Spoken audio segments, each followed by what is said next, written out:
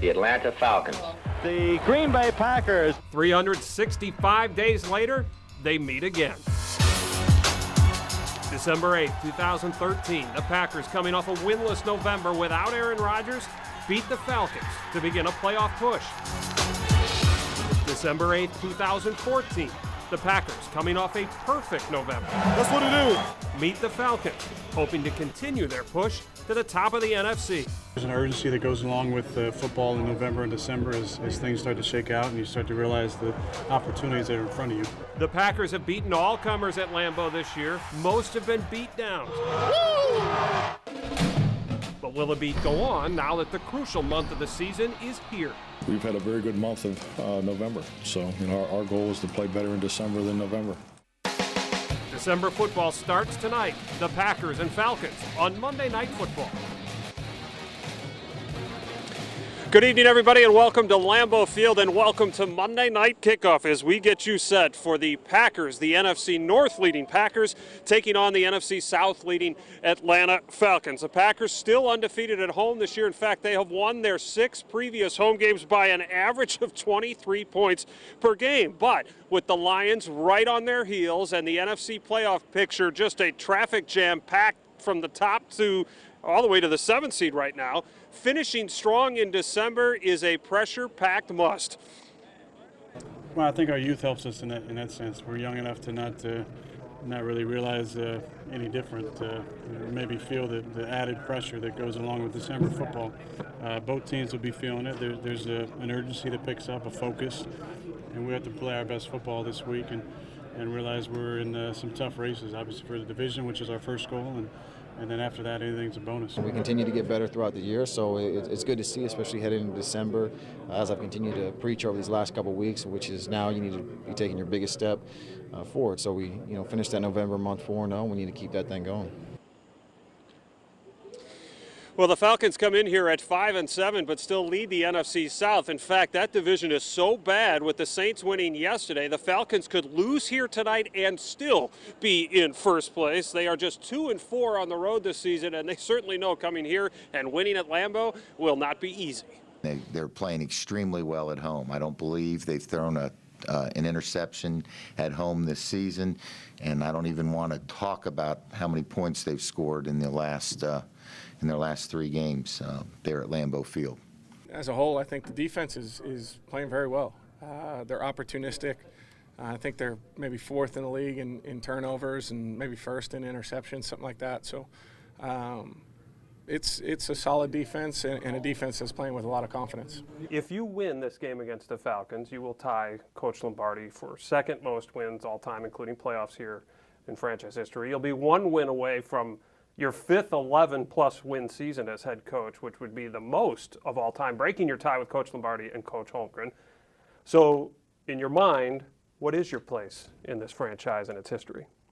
Well, I was hoping that would be your first question, and some of your statistics I've never heard before. So, nice job with that. Thank you. I look at the Green Bay Packers, as a very unique organization, stating the obvious.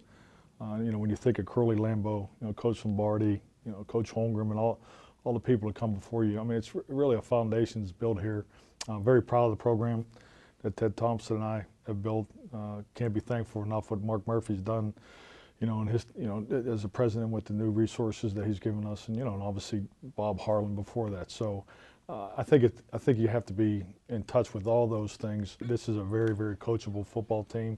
It's a focused football team. We can improve, and we have a chance to get better. We got a chance to, create more opportunities as we move forward, and it starts Monday night. I remember when we were in Florida at the owners' meetings, there was a lot of talk about why you decided to keep Dom. There was a lot of noise outside the organization after the season. Defense, would there be changes, so on and so forth. You kept him. You made some changes in personnel, a little bit in scheme.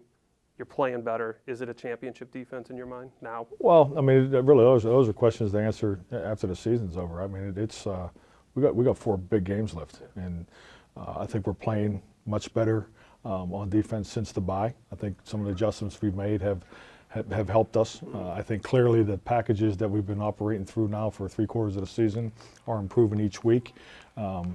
With that comes confidence, and the production is definitely up. It never always unfolds the way you draw it up, but is it close? What you and Dom talked about last March, last April? Oh, I Is mean, this the close? approach is definitely there. Yeah, no doubt about it. I think it's obvious with the number of different combination of players that we've been playing on defense and really trying to be open to, what gives us the best, opportunity to be successful in, the next week and might not basically fit what we've done in the past. So, and I think that's important. Well, this week I sat down with Lacey for a one-on-one, and he shared some insight into his life on and off the field. You say you don't watch football outside of watching film. Why is that? I don't know what people are going to think of me when I say this, but I mean, it's kind of like boring to me to watch it on TV. And at the same time, it's like, I don't understand how they're just running into each other. But yet and still, I'm playing football and I'm one of the guys running into each other. What's the biggest difference between Eddie Lacy this year and Eddie Lacy last year? I would say that I'm a lot more calm this year than I was last year. I understand the offense better.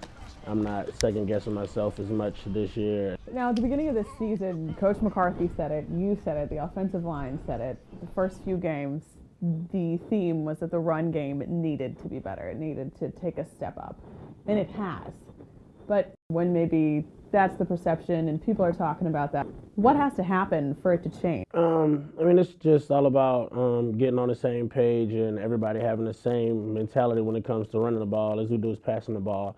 And, I think the more the season went along, the more comfortable we got, with what we do in the running game. The Falcons, 5-7. When you look at a record like that, they've given up the most yards their defense has in the NFL. Do you have to ignore all of that stuff when you're going into a game like that? You definitely have to ignore it.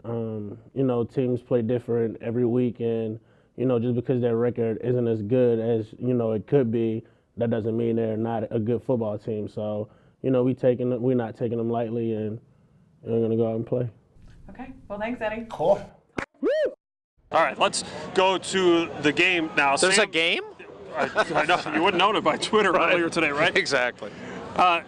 Big news health-wise for the Packers is Sam Shields. Rob, we'll start with you on this one. This is big tonight for him to come back with Julio Jones breaking out last week for the Falcons. Yeah, it was interesting on, I believe it was Friday, asked Don Capers how he thinks they did in the two games, Carolina and New Orleans, without Sam Shields. He said, well, one good, one bad. You could say the same thing, though, about the receivers on those teams. Carolina, one bad. Very good. New Orleans, one good. This is a good receiving team. I don't know if you can hasten the concussion protocol, but I have a feeling the Packers may have found a way, because even as late as Saturday, I didn't think Mike was sounding real convinced that he might be able to go tonight, but obviously he got out and ran around a little bit yesterday to get cleared. They do have great depth at the position, there's no question. I also think the New Orleans game, they also didn't have Morgan Burnett. I think that was a bigger factor, but Roddy White is also active tonight. He has had some injury problems with an ankle. That's why this is important that he's on the field. We bring a small circus to town when we come to town. We typically have about 170 people total we have coming in various aspects, from PR to technicians to operators, things like that. Getting the set out here, working with the stadium, getting power, cabling, all of that stuff. As you can imagine, we have a physical structure on the grass in a area that takes a lot of pride in their grass and their field. Anyone can cover a game, but it's how you tell the story. But it's a different starring role with the big boys up front that we want to talk about. The acting acumen of 5 Packers on display in Pitch Perfect 2. I got my ticket for the long way round.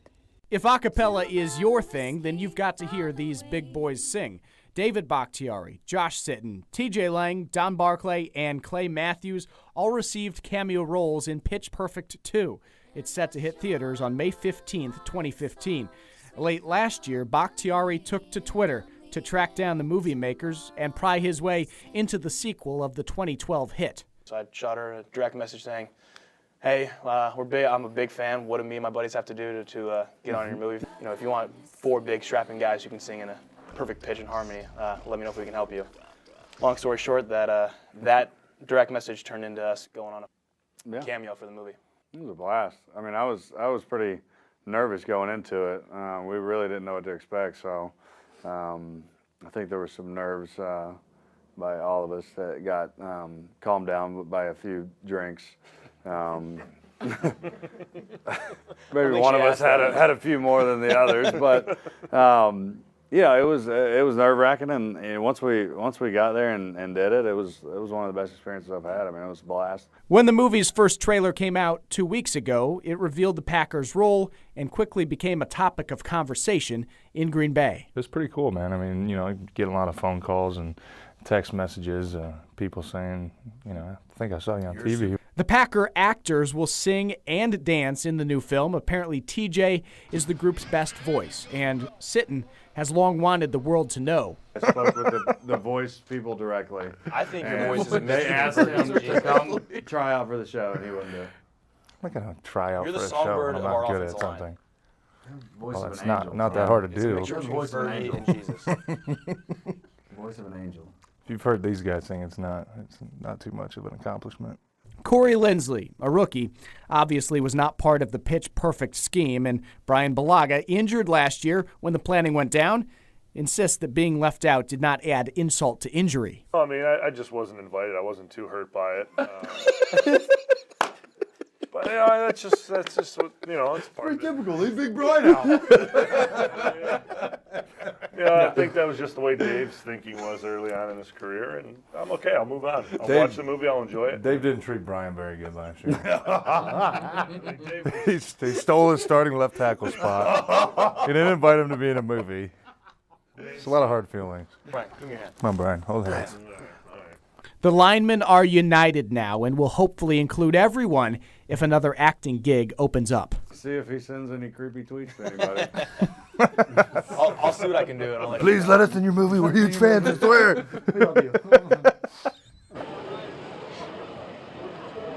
Now, Clay Matthews is also in the Pitch Perfect 2 film, and let's be honest, Bakhtiari is a star in Green Bay, but he's not nationally known as a big star yet, so he had to deliver the goods, deliver Clay Matthews to help get the big boys in that film. Well, he was a star Twitter stalker just to get any of them in the film. All right, Dave, thanks very much. So if you've seen Jimmy Kimmel's mean tweets, well, this is a shameful ripoff called Bitter Twitter, but it's our version, and we hope you enjoy it. Bitter Twitter, bitter Twitter, bitter Twitter, bitter Twitter.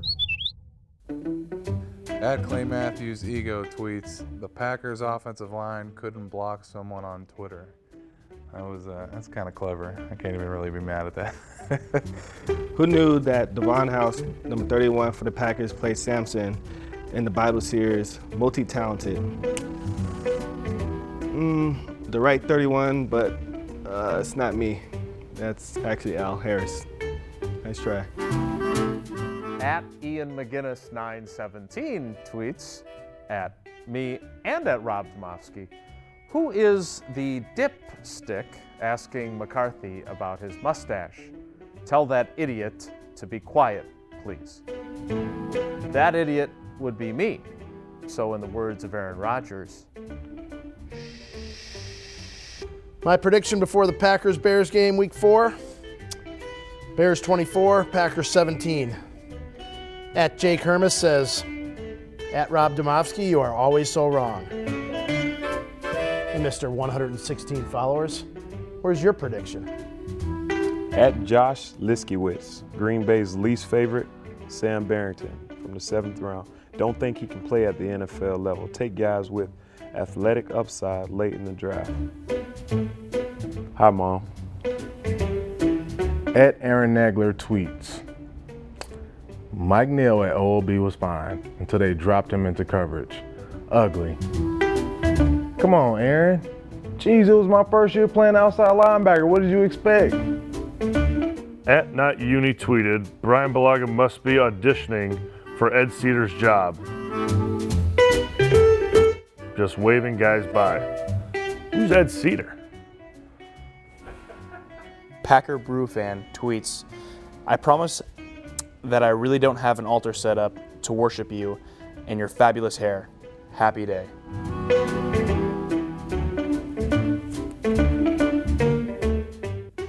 Happy day.